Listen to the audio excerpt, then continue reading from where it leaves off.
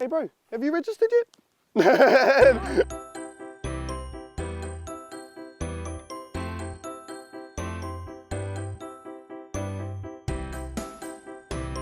If you haven't registered your tamariki or mokopuna, register now.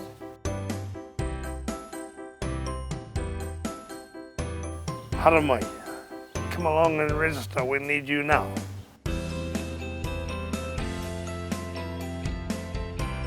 I only take 5 minutes off your time. It's your whānau.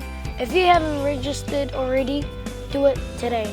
Register your tamariki and mokopuna on the Ngāti Whātua Ōrākei website or call 0508 NW Ōrākei.